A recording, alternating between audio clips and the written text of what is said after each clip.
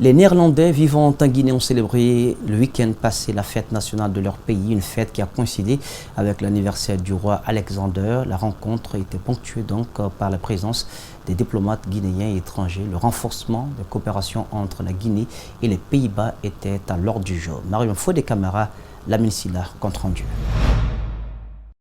La fête nationale est un symbole aux Pays-Bas. Elle marque la célébration de l'anniversaire du roi William Alexander. En Guinée, sa célébration était une occasion pour le consul des Pays-Bas de revenir sur les relations bilatérales entre la Guinée et les Pays-Bas qui souhaitent voir ces projets s'intensifier en Guinée. Le financement des ponts de Kabac pour un montant global de 40 millions d'euros. Nous avons pas mal de projets aujourd'hui de coopération. Nous espérons que ça va s'intensifier. Nous sommes en Guinée aujourd'hui dans une situation où l'engouement, en tout cas dans le domaine qui nous concerne, minier, est en train de produire des effets au niveau de la croissance nationale. Et nous espérons que toutes les bonnes volontés seront réunies pour permettre à notre pays de continuer dans l'émergence. Le gouvernement guinéen a été représenté par une forte délégation conduite par le ministre d'État à la Justice qui s'est réjoui de la forte implication des Pays-Bas dans le développement de la Guinée avant de mettre un accent sur la coopération entre les deux pays. Je me réjouis de l'évolution des échanges entre la République de Guinée et le Royaume des Pays-Bas au bénéfice exclusif des deux peuples. Cette coopération s'est davantage renforcée et diversifiée depuis l'accession du professeur Alpha Condé à la magistrature suprême de notre pays. Monsieur le Consul, je tiens à cet égard, au nom de Monsieur le Président de la République et du gouvernement guinéen tout entier, à vous remercier et à vous exprimer toute notre gratitude pour non seulement le travail que vous faites à Boké, on le sait quand on vit en Guinée, mais surtout le lien de causalité dont vous faites entre le peuple de Guinée et le peuple de Hollande. Maître Cheikh Sako a profité de l'occasion pour rappeler la situation de certains Guinéens vivant aux Pays-Bas en situation difficile par rapport à la migration irrégulière. L'ONG Helping Hands International a pour objectif d'assister les personnes démunies. Dimanche dernier, elle a procédé au lancement officiel de ses travaux centrés sur l'humanitaire. C'était au siège de la structure en Koseng dans la commune de Ratoma. Reportage Bintou Traoré, Abakadine Kamara. Cette ONG, Helping Hands International, a été créée en 2009 aux Philippines. Elle est présente presque partout dans le monde et évolue dans l'humanitaire. Ses membres ont offert des sacs de riz et des bidons d'huile aux personnes démunies. À l'occasion du lancement de ces activités, l'ONG a remis des attestations aux membres qui ont suivi des formations. Lorsque vous devenez membre, vous avez la possibilité de faire des œuvres humanitaires. Vous avez la possibilité de bénéficier, vous, membres, des formations professionnelles, que ce soit en pâtisserie, en entrepreneuriat, en saponification. Vous allez bénéficier gratuitement de ces formations, simplement parce que vous êtes membre. Vous pouvez aussi bénéficier des biens matériels, comme moi je l'ai bénéficié, des ordinateurs, des voitures toutes neuves, et aussi des appareils électroménagers. Et nous avons la possibilité de financer des projets pour chaque membre qui bénéficie aussi l'adhésion.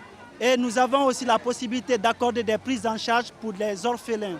Cette femme membre est satisfaite de la formation qu'elle a reçue au sein de cette organisation humanitaire et demande aux autres femmes de se joindre à l'ONG. Je suis venue ici, j'ai suivi une formation en pâtisserie.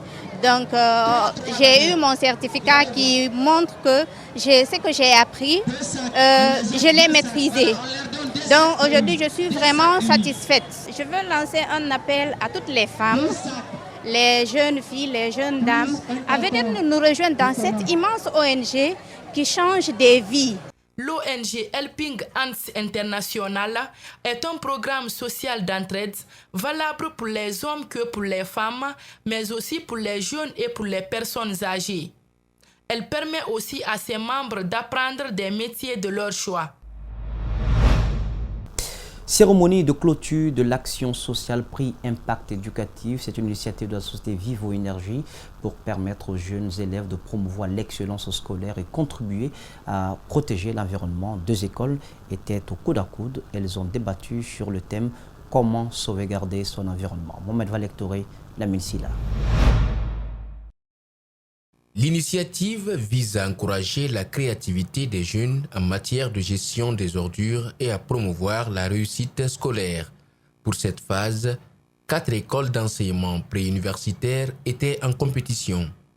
Les 2 qui ont gagné vont bénéficier d'une phase d'incubation avec notre partenaire, l'incubateur Saboutek, pendant 6 mois.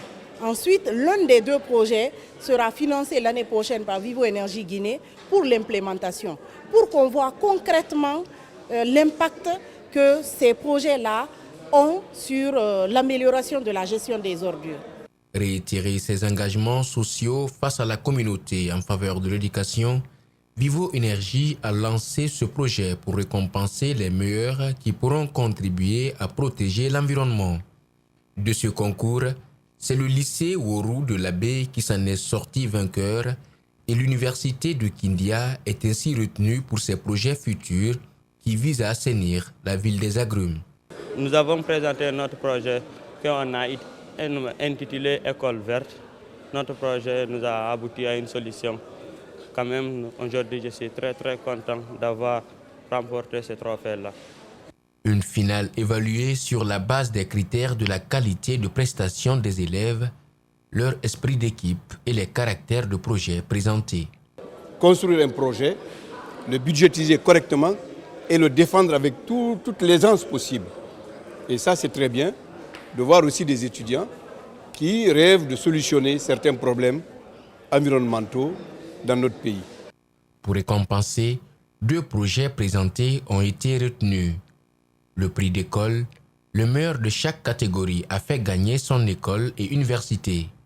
Un bon d'achat de 15 millions chacun, un montant qui servira à l'achat des documents.